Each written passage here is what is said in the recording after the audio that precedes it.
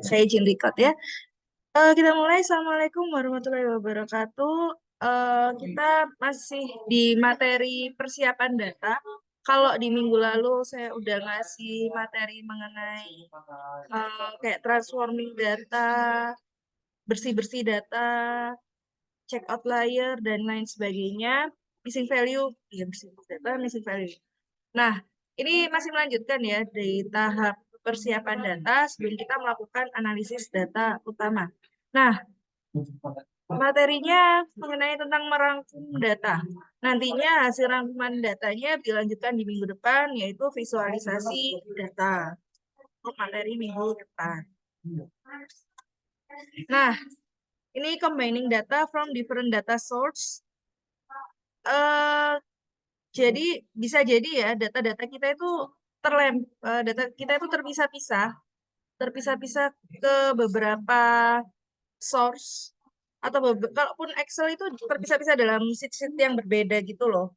Nah, kita perlu mengkombinasikan data kita sehingga menjadi satu database yang utuh. Contohnya misalnya ini uh,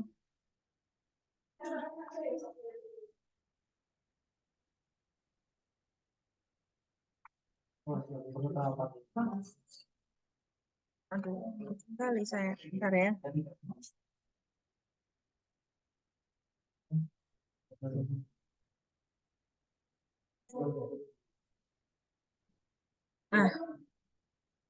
Nah, misalnya ini ya, kliennya ada John Doe. Data pertama, sheet pertama itu berisi tabel klien, item yang pernah dipesan, dan ini bulan pemesanannya. Saya,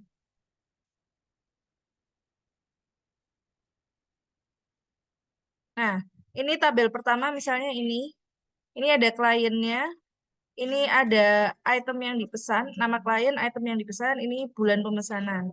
Nah, di tabel kedua, ini ada klien dan lokasi atau regionalnya. Nah, ini bisa dikombin dengan klien yang sama, ditambahkan di sini region.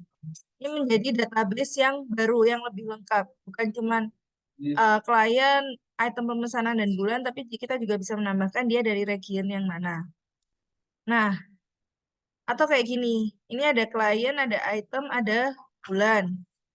Ini ada klien, ada item, ada bulan. Ini misalnya contohnya, eh ini dari tabel pemesanan Januari. Ini dari pemesanan Februari. Nah, ini juga bisa dikombin menjadi baris seperti ini, data baru. Nah, ini kalau dalam database dia akan menjadi lebih luas, lebih kaya, lebih besar, dan akan lebih mudah kalian dalam menganalisisnya. Dalam merangkum, nantinya ketika dilakukan visualisasi data, kan nggak mungkin ya manggil dari banyak sheet gitu, atau dari banyak file Excel. Baiknya memang dirangkum dalam satu sheet atau dalam satu file Excel yang sama. Sehingga nanti pembuatan visualisasinya akan lebih mudah. Nah, combining data ini bisa dengan joining table, kayak gini ya. Tabelnya digabungkan, appending tables. Jadi misal nanti dipanggil dari sheet pertama, memanggil sheet kedua, dan lain sebagainya. Atau using views to simulate data joins and appends, dan enriching aggregate measure. Jadi misal datanya di agregat, ini kayak aggregate measure ini. Datanya dikumpulkan jadi satu. Nah, untuk mengkombinasi data, kita juga bisa melakukan merge and dismerge data. Jadi misalnya kalau ini adalah untuk merge data. Jadi dalam satu sheet ada dua kolom, lalu dibuat kolom gabungannya di kolom ketiga. Nah, atau dari kolom ketiga ini kita mau memecah data. Nah, ini bisa seperti ini. Di dismerge gitu, kayak kita misal mau memecah data.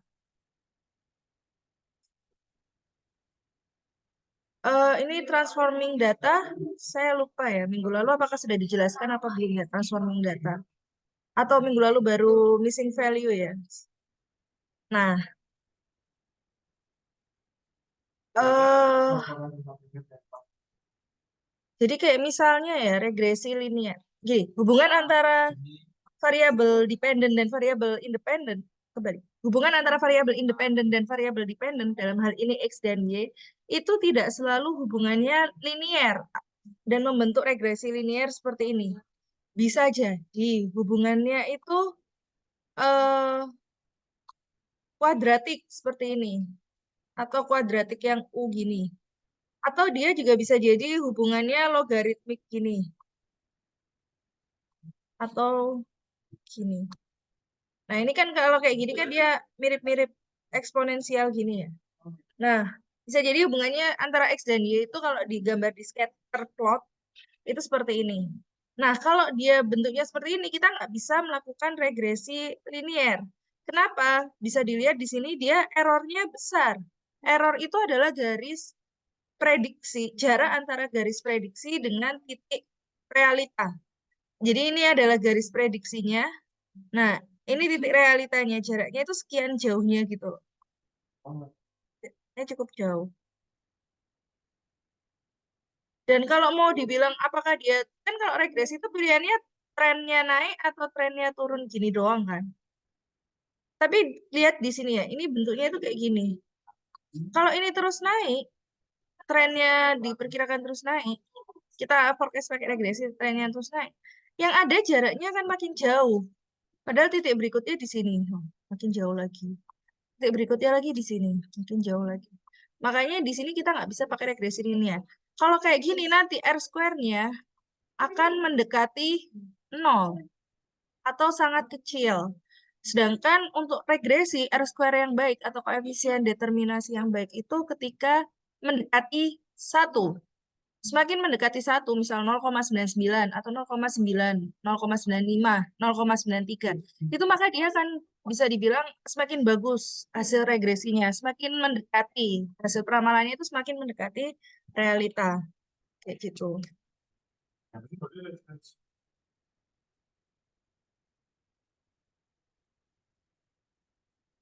Nah, sehingga dia ditransformasi. Dalam hal ini mentransformasi X ke log X. Sehingga relationship antara X dan Y itu menjadi linear. Jadi dia ditransformasi seperti ini, dia akan menjadi linear. Kayak gitu hubungannya. Sehingga nantinya model regresi yang dihasilkan bukan Y sama dengan AX plus B, tapi bisa jadi Y sama dengan log X plus, sorry, ini ada A-nya depannya. A log X plus B. Nggak apa-apa. Saya dulu pernah ngolah data ya. Ikutan lomba data analitik gitu. Nah, eh, hasil model regresi yang dihasilkan itu benar-benar beragam gitu loh. Karena ada 5 variabel independen, jadi kan X1 sampai X5 ya. Itu jadinya Y sama dengan A, misalnya A log X1 ditambah 1/X² ditambah, sorry, BX² ditambah DX pangkat 3 ditambah DX4. Mungkin yang ini linear nggak? 3 pangkat 3 kuadrat. DX4 ditambah E ln F ln X5 ditambah F konstantanya. Nah, ini bisa jadi seperti ini hubungannya, berbeda-beda antar variabel independen. Nah, sehingga kita perlu sekali untuk melakukan transformasi data dari untuk terutama kalau kita memang mau memaksa menggunakan regresi linear gitu. Tapi kalau memang nggak memaksa, kayak mau menggunakan tools yang lain, ya nggak apa-apa. Berarti nggak perlu ditransformasi. Ya, misal pakai PLS atau pakai SEM, itu kan dia nggak ada asumsi linearitas ya. Jadi ya nggak perlu ditransformasi, nggak. Nah, berikutnya itu ada reducing the number of variable. Nah, untuk mengurangi jumlah variabel, itu kita bisa menggunakan analisis faktor. Misal, apa maksudnya mengurangi jumlah variabel itu seperti apa sih? Semakin banyak variabel itu makin rumit, makin banyak yang perlu dianalisis. Kayak misalnya um, kita punya 10 variabel independen, 10x. Nah, untuk menganalisis 10x ini akan lebih susah daripada kita hanya menganalisis 3x, gitu. 3 variabel independen. Nah, sehingga ya mungkin ya perlu dikurangin gitu, jumlah variabel independennya. Nah, untuk mengurangi jumlah variabel itu kita bisa pakai namanya salah ya di sini ya. Kita bisa pakai namanya analisis faktor. Di dalam analisis faktor sendiri dia ada beberapa jenis ya. Ada beberapa eh, metode. Kayak misal prinsipal komponen, ada juga PCA atau prinsipal komponen analisis, terus ada CFA, confirmatory factor analysis, ada beberapa. Di SPSS itu ada semua sih, kayak gitu. Banyak tools atau analitik, data-data analitik atau TATA itu yang dia menggunakan analisis faktor untuk mengurangi variabel. Misal kita mau merancang produk atau mengembangkan produk menggunakan metode Kanse. Nah, misal kita menemukan ada 20 kata Kanse. Kalau kita disuruh analisis 20 kata Kanse itu kan berat banget ya. Susah menganalisis satu-satu. Maka dilakukan analisis faktor. Mungkin yang sudah mengambil mata kuliah multivariat, analisis multivariat, udah lebih paham ya tentang analisis faktor. Nantinya video mengenai analisis faktor dan tutorial SPSS-nya akan saya drop di LMS ya. Bisa ditonton di sana untuk lebih lengkap mengenai analisis faktor untuk mengurangi jumlah variabel. Nah, ini berikutnya turning variable into dummies. Nah, kalau kita bicara skala data itu kan ada 4 ya. Nah, skala data yang pertama itu nominal. Skala data nominal sendiri dia sifatnya pilihan ganda. Kadang kita nggak bisa bilang 1 atau 2, 2 atau 3. Tapi kayak contohnya ini, gender. Gender ini kan nggak numerik ya, tapi pilihan ganda. Cowok apa cewek, gitu. Female or male. Nah, ini dilakukan eh, kuantifikasi. Kita mau melakukan analitika data kuantitatif. Nah, dia decoding gitu. Decoding ke dummies. Jadi misal kalau male itu M itu misal sama dengan 1, female itu sama dengan 2. Misal. Atau female sama dengan 0. Nah, 0, 1, 0, 1. Mungkin di sini ada yang kayak saya cerita aja kayak TA calon tugas akhirnya Samuel, dia kan kalau nggak salah apa ya sama itu motor listrik atau pilih motor listrik atau motor konvensional. Nah, Y-nya itu pilih motor listrik atau motor konvensional. Nanti dia akan dikode Y-nya. Misal 1 jika memilih listrik, 0 jika memilih konvensional. Nah, kode-kode seperti ini akan sering dipakai oleh anak-anak yang menggunakan atau proses-proses analitika data yang menggunakan regresi, logit, probit, dan teman-temannya. Mungkin yang sudah ambil mata kuliah analisis multivariat juga sudah mendapat materi tentang ini. Ya, bisa tahu juga tentang regresi logit. Nah, jadi kita mengubah data menjadi dummy.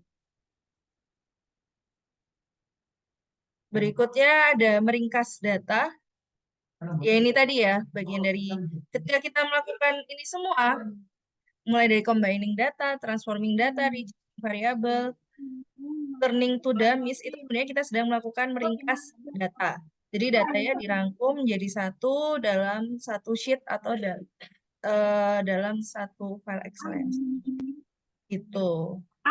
Itu aja sih materinya. Ini ada tugasnya. Jadi nanti tugasnya ada dua-duanya berkelompok. Jadi nanti saya akan upload di e-learning. Saya akan upload di e-learning seperangkat data, satu file Excel yang ada sheet-sheet. Nah, silakan kalian rangkum Excel tersebut dalam satu sheet. Lalu buatlah sheet rangkuman pivotnya yang merangkum jumlah data, total data rataan, data per tahun, dan data per provinsi. Nah, nanti saya buatkan dulu untuk sheetnya. Tugas 2, kalian carilah data terkait topik yang kalian ambil di tugas besar kalian dan buatlah rangkuman data kalian sesuai kebutuhan kalian. Ya, pas 15 menit. Apakah ada pertanyaan? Nanti materi-materi terkait seperti analisis faktor, logik, dan lain sebagainya, filenya akan saya coba upload juga di e-learning buat kalian bahan belajar bagaimana cara analisis faktor, bagaimana cara analisis logik. Di sini juga udah ada yang ambil kelas multivariat kayak Yasmin, seingat saya Yasmin, Nilna, Pinkan,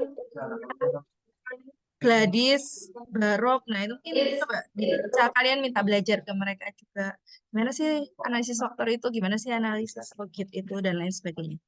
Ada pertanyaan? Bu, permisi mau tanya, Mm-mm. untuk kelas minggu depan itu online atau offline ya, Bu? Online, kan sudah saya umumkan di grup. Kelas teori saya semua online.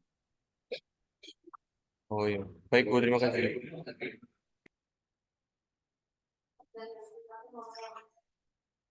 Ada pertanyaan lagi?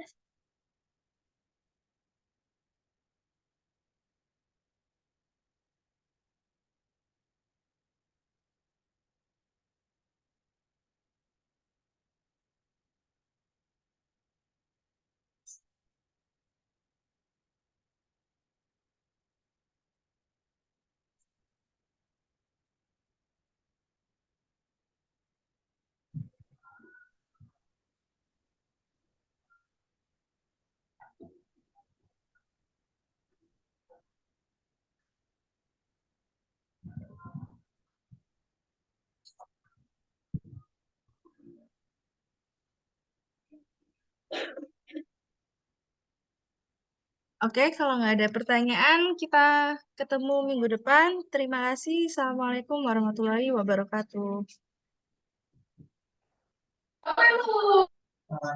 Terima kasih, Bu.